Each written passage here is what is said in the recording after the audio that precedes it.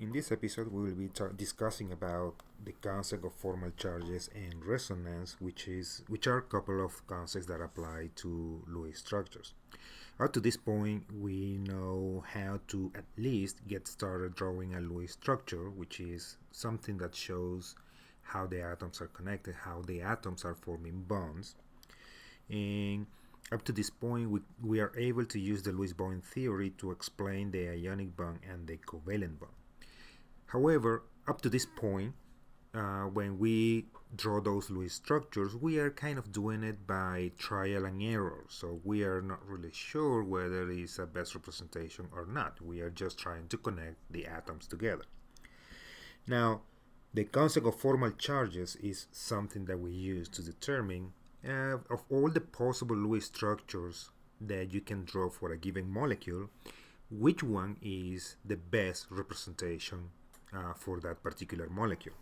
And the resonance here, there are certain occasions in which you might have multiple structures that are kind of equivalent. You can really decide based on the formal charge approach. You can really decide which one is the right one.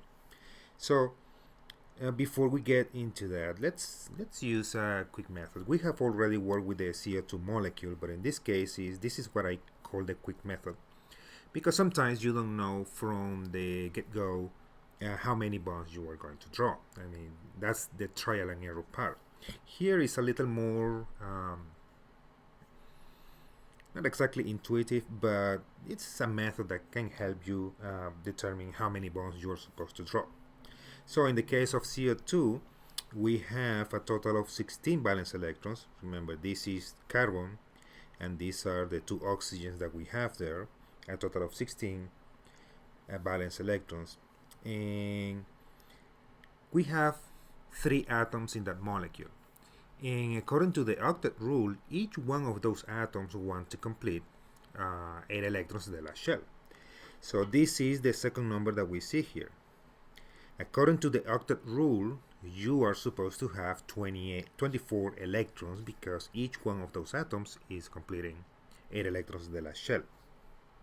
So we can use that in the form of an equation. And the number of bonds, and remember, this is sort of an estimate.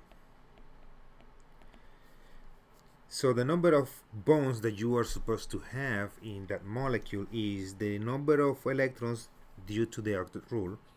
I mean, if you have 3 atoms, then you're supposed to have 24. If you have 5 atoms times 8, that's 40 electrons. Minus the valence electrons, that's the one that you count.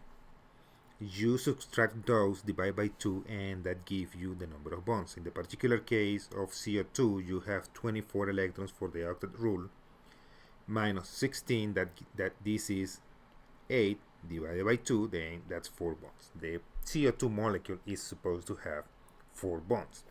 So we already know the carbon has to be in the middle because it's the least electronegative out of the between carbon and oxygen. Carbon is the least electronegative, so carbon is the central atom. If you are supposed to draw 4 bonds, then you have 2 possibilities. Either you have 2 double bonds or you have 1 single bond and 1 triple bond. Just because you are drawing the structure doesn't really tell you which one is the best. So at some point, I mean, all of those 2 structures are the same. It's a representation of a molecule. Which one is correct, so to speak, we don't really know. And this is where the formal charge calculation will help you. It turns out that the best structure for CO2 is the one with 2 double bonds. But we know that based on the formal charge calculation. So how do you calculate formal charges? So you need these formal charges because you want to select what the best structure is, with the best Lewis structure. Okay, and the formal charge will point you in the right direction. So if they are not equivalent, and if we go back to the CO2, let's just throw the CO2 here. The one that we have there, one of the ones that we have there is the triple bond. So equivalent structures means they are basically the same. So, but let's say that this oxygen is different from that one. So this oxygen is having 1 single bond on the left side, and in the right side you are having a triple bond. This structure is equivalent to having, these are all the same atoms that you have before. This is the same oxygen that you have on the left, but what if we have the triple bond on that side? So these two are kind of equivalent. You have two structures in which you have one single bond and one triple bond. So that's what it means by equivalent structures. Now the formal charge basically is the difference between the valence electrons and the number of electrons that you are assigning to a particular atom. So ideally you are aiming for 0, so you are basically using all the electrons that that atom had. So how do we calculate this? Okay, and you have to do this. This is not a number for the molecule. This is a number that you calculate for every single atom in the molecule. So we are aiming for minimizing, and minimizing in this case means closest to 0. So we don't want it to be more and more negative. We want it to be close to 0. If it's high positive, you want it close to 0. If it's high negative, then you also want it close to 0. So in this case, if we have these two molecules, remember we have the carbon dioxide with two double bonds, or the carbon dioxide with one single bond and one triple bond.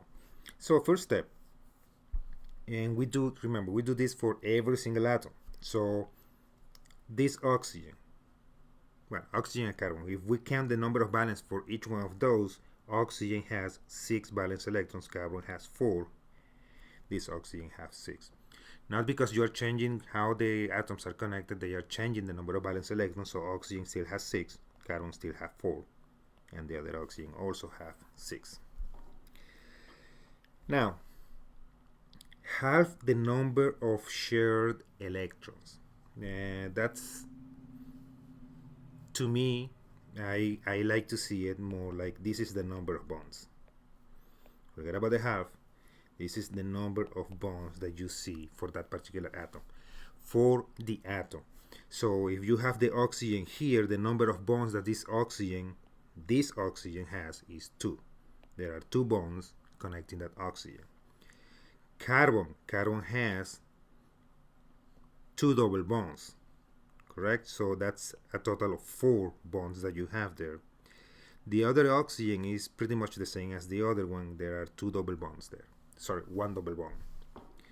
Now in the other side, the oxygen on the left now doesn't have a double bond. It has only 1 single bond, so that's 1.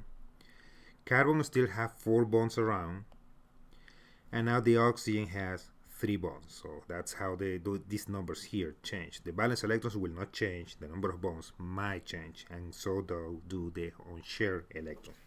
Remember, unshared electrons are also lone pairs, but these are electrons in lone pairs. So we are counting the number of electrons, not the number of lone pairs. Therefore, oxygen on the left, there are 2 here and 2 more there. There are 4 valence electrons, 4 electrons in lone pairs there. There is nothing around carbon, and there are 4 more in the other oxygen. Okay, 2 here, 2 more there, that's 4. Now this oxygen on the left, then you have 1, 2, 3, 4, 5, 6. Carbon still nothing around, that's 0, and the other oxygen has only 2 lone pairs there. Okay, so now we subtract this. This is 6 minus 2 minus 4, that's 0. This is 4 minus 4 minus 0, that's 0.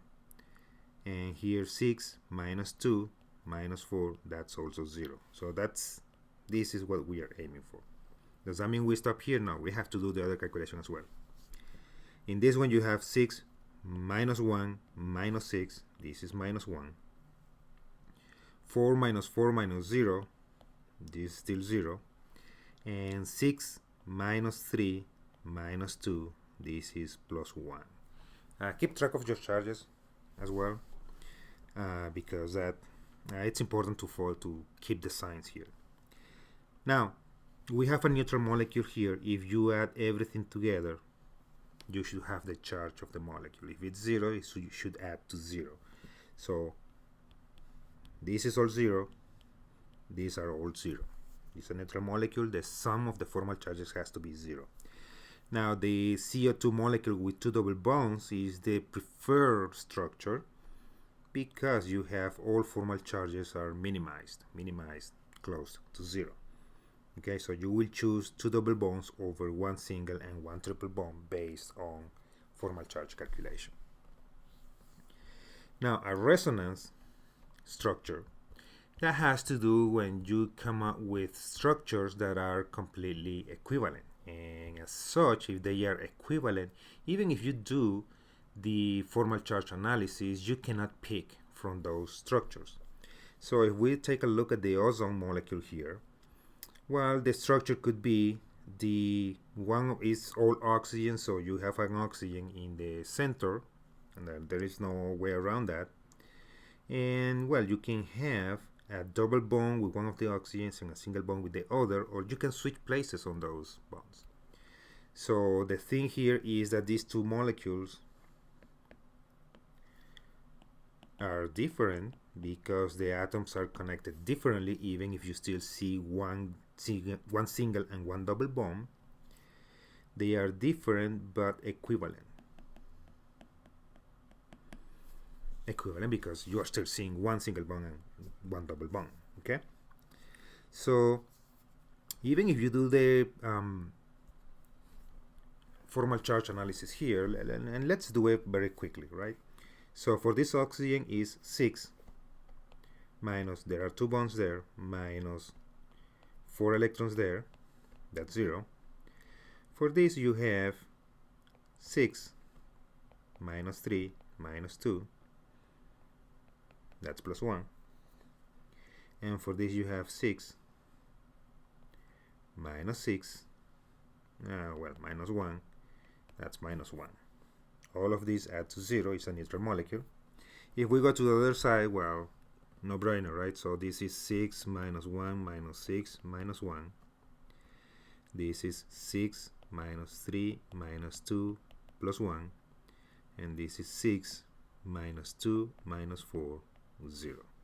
They are also add to 0. So you have the same distribution of formal charges here. They are two different structures because the atoms are connected differently. The one thing that I want to stress out here is that oxygen is different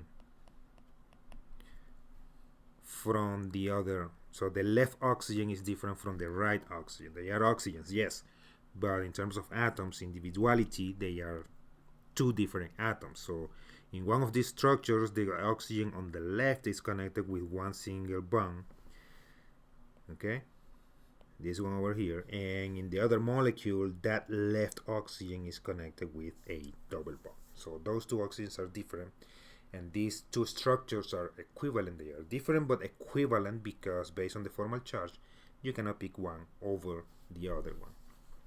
So here for the SO2 molecule, we have pretty much the same story. We're not going to do the formal charge calculation. We're just going to keep it that way. We know these two are equivalent. So these are resonance structures.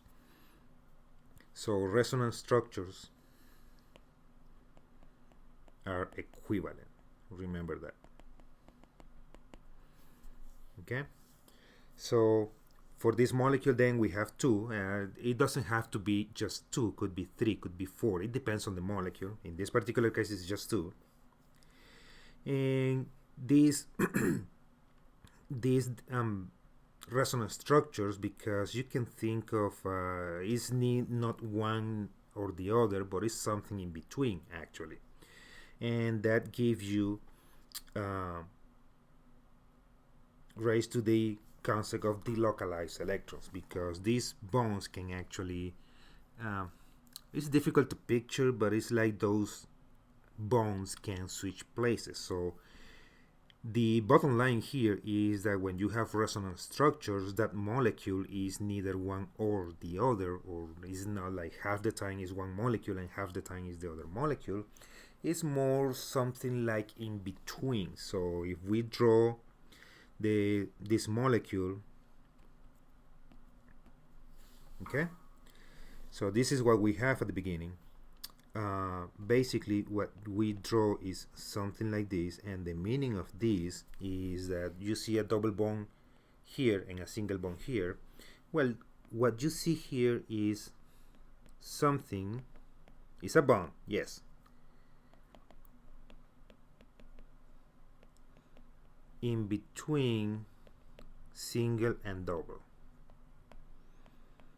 It's neither one, but it's something in between, like you can relate to that, to those bonds switching places.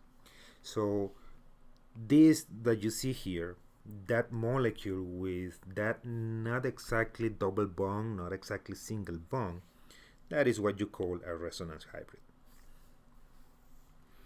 Okay, and whenever you have these resonance structures and you want to indicate that they are resonance structures, remember you first have to show that they are equivalent by doing the formal charge calculation.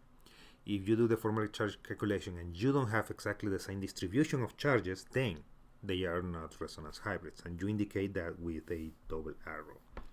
Okay, so that is the concept for that. So in this case, we have this molecule and we want to know for this particular molecule, okay, this is the structure, but how do we apply the formal charge calculation to actually decide which one is the correct molecule?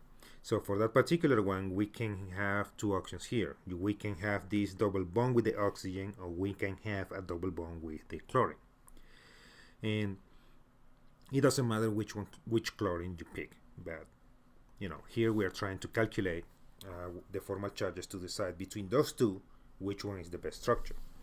So here for oxygen, the calculation goes 6, 2 bonds, 4 electrons in lone pairs, that's 0. For carbon, that's 4 minus 4 minus 0, 0. For chlorine, chlorine has 7 valence electrons, minus 1 bond, minus 6 electrons in lone pairs, that's 0. And this chlorine is exactly the same, so it's 7 minus 1 minus 6, that's 0. If we go to the other side, and all are 0, so yeah, that's pretty hard to beat. At most you will have the same distribution, and then it's gonna be a resonance structures, but let's do the calculation nonetheless. 6 minus 1 minus 6, that is minus 1. At that point, just by that minus 1, you don't really need to calculate anything else, because the other molecule has all zeros. That's it, that's a molecule, but let's keep going just for the fun of it. Carbon, that's 4 minus 4 minus 0, 0. This chlorine is exactly the same as in the previous case, so it's 7 minus 1 minus 6 equals 0.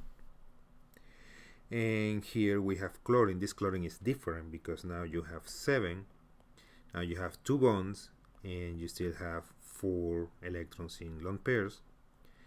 This is plus 1. Okay, so everything adds to 0 here, so which is good, but because you have all zeros here, then this is the preferred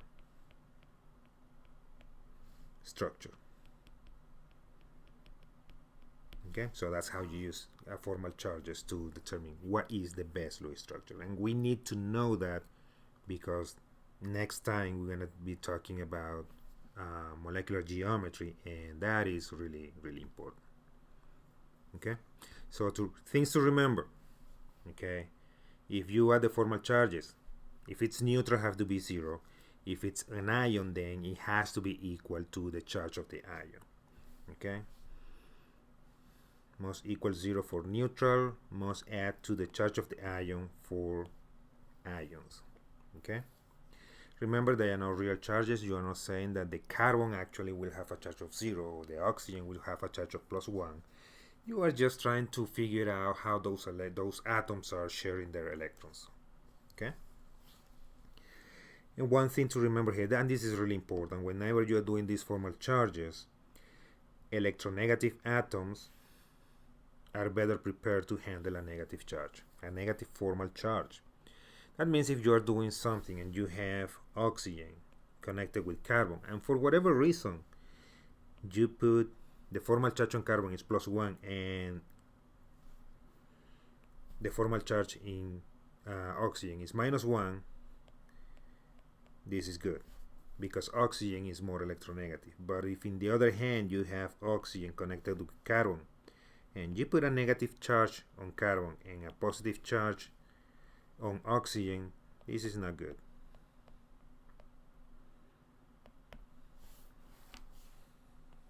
Okay, even if you see that the formal charges are, you have a better distribution, they are closer to 0, you will prefer something in which that negative charge is in the more electronegative atom. So that's another thing to remember. So remember, we use them to pick the best. Okay, the best structure, because it's showing a more realistic connectivity between the atoms. Okay, so why to show a triple bond in a CO2 molecule if it doesn't actually exist in the molecule? Okay, so we are looking for the most probable structure, what is the best representation of that molecule, because that's what we need to determine what is the molecular geometry for that particular molecule. Okay, so that's it for formal charges. I hope you like it, and we will work this in class.